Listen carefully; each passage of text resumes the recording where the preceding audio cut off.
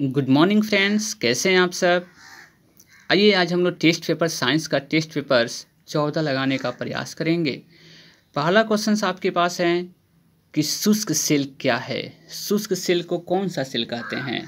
तो शुष्क सेल को आप लोग प्राथमिक सेल कहते हैं। शुष्क सेल को कौन सा सेल कहेंगे बाबू? प्राथमिक। इसलिए ऑप्शन नंबर बी को टिक किया गया है। प्रकाश की गति न्यूनतम होगी। प्रकाश की गति कब न्यूनतम होती है? तो आपने इसको प्रीवियस ईयर वीडियो में भी देखा था। ये सभी क्वेश्चन रिपीटेड हो रहे हैं। कांच से गुजरने पर प्रकाश की गति क्या हो जाती है? न्यूनतम हो जाती है।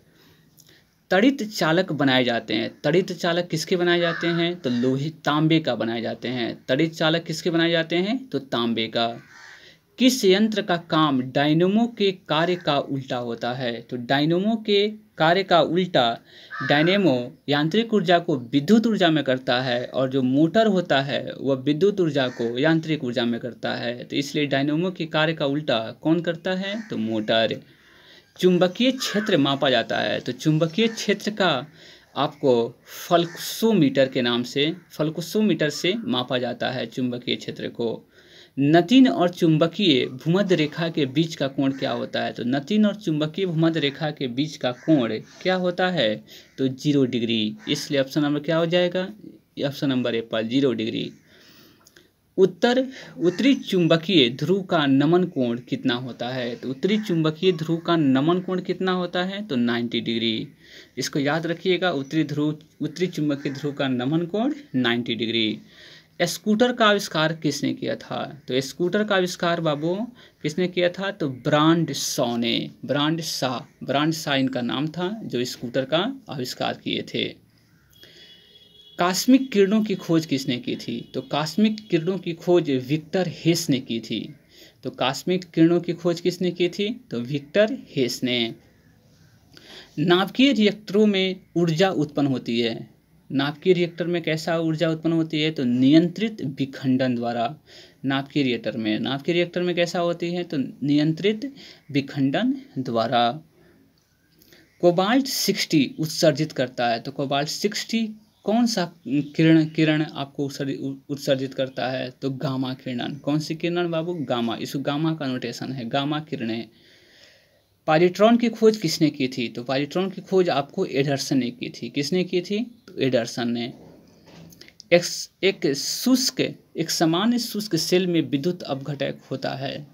एक सामान्य शुष्क सेल में कैसा आपको विद्युत अपघटक होता है? तो अमोनियम क्लोराइड का NaCl। Na अलग हो जाता है, Cl अलग हो जाता है। उसके बाद है आपके पास क्वेश्चन, अति चालक का लक्षण क्या होता है? तो अति चालक का लक्षण आपको उच्च पारगम्यता होता है। उच्च पारगम्यता अति उच्च चालक का आपको लक्षण होती है।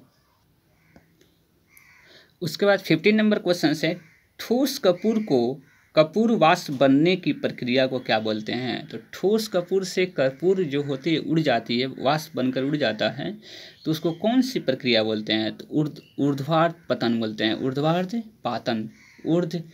ऊर्ध्व पातन। वैज्ञानिक आर्किमिडीज संबंधित है। तो किस देश से आर्किमिडीज संबंधित है? तो ग्रीस देश से। ग्रीस एक देश का नाम है जहाँ आर्किमिडीज कहाँ करने वाले थे? तो ग्रीस से।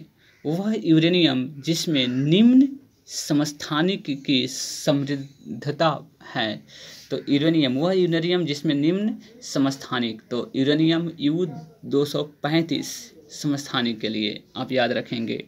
ब्रह्मांड में कौन सा तत्व सर्वाधिक मात्रा में पाया जाता है? तो ब्रह्मांड में सबसे अधिक सर्वाधिक तत्व कौन सा पाया जाता है? तो हाइड्रोजन। 71% आपको पाया जाता है सन में, सूर्य में। चुंबकीय याम्योत्तर और भौगोलिक याम्योत्तर के बीच के कोण को क्या बोलते हैं? तो अभी आपने बताया था चुंबकीय याम्योत्तर और भौगोलिक याम्योत्तर के बीच के कोण को चुंबकीय दिक्पात कहते हैं। क्या बोलते हैं? तो चुंबकीय दिक्पात।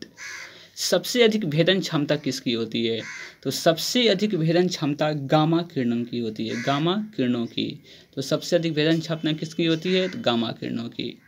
यदि पृथ्वी पर वायुमंडल न हो तो दिन की अवधि क्या होगी?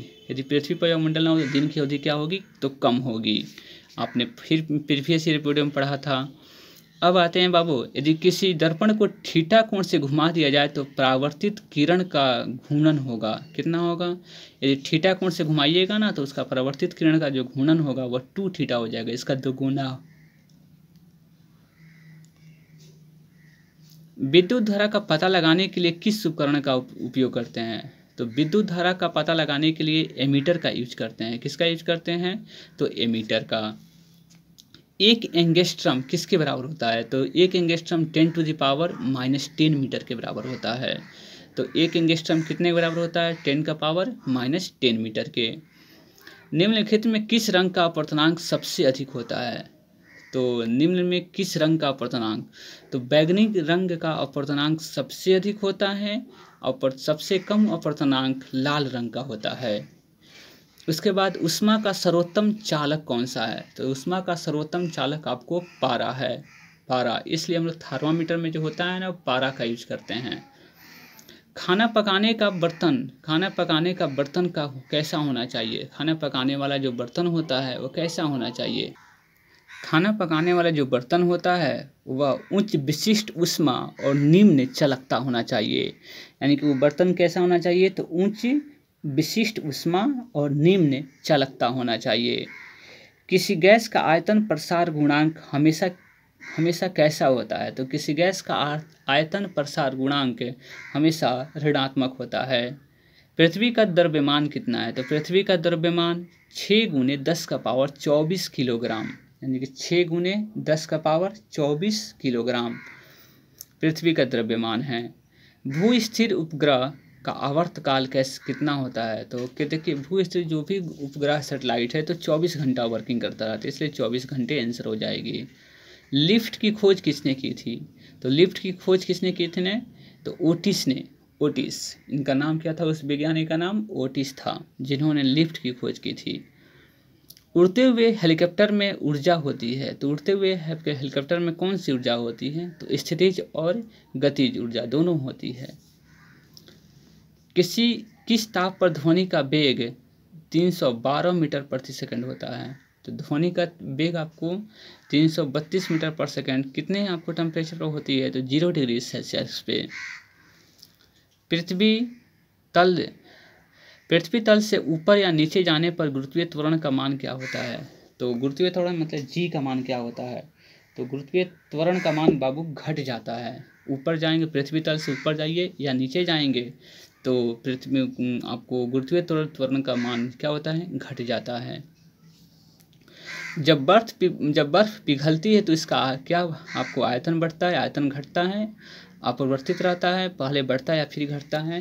तो आपके पास ऑप्शन नंबर बॉल, आयतन क्या होगा? घट जाएगा। जब बर्फ पिघलेगा तो उसका आयतन क्या हो जाएगा? घट जाएगा। इलेक्ट्रॉन वोल्ट किसकी इकाई है? तो इलेक्ट्रॉन वोल्ट आपकी किसकी इकाई है? तो ऊर्जा की। इलेक्ट्रॉन वोल्ट किसकी इकाई है बाबू? तो ऊर्जा की। दाब बढ़ने पर जल का क्वथनांक कैसा होता है? तो दाब बढ़ने पर जल का क्वथनांक आपको बढ़ता है। दाब बढ़ने पर जल का क्वथनांक क्या होता है? बढ़ता है। उसके बाद क्वेश्चन 38 नंबर, वेंचुरी मीटर से आप क्या ज्ञात कर सकते हैं? तो वेंचुरी मीटर से आपको जल की जो प्रवाह की रेट है, दर है, आप उसको माप सकते हैं। उसके बाद क्वेश्चन है कि यदि एक लिफ्ट समान वेग से ऊपर जा रही है और उसमें स्थित व्यक्ति का भार क्या होगा? बढ़ेगा, घटेगा या अपरिवर्तित रहेगा? देखिए एक लिफ्ट से एक समान वेग से ऊपर जा रहा है तो उस व्यक्ति का भार क्या होगा? तो उस व्यक्ति का भार क्या होगा बाबू? अपरिवर्तित रहेगा। आपको समझ में बिल्कुल आ रही होगी। इस प्रकार 39 क्वेश्चंस हमने आज अटेम्प्ट करने का प्रयास किया। जुड़े रहिए आप लोग आर के mathematics classes Bettiah Rinku sir के साथ। For this thanks.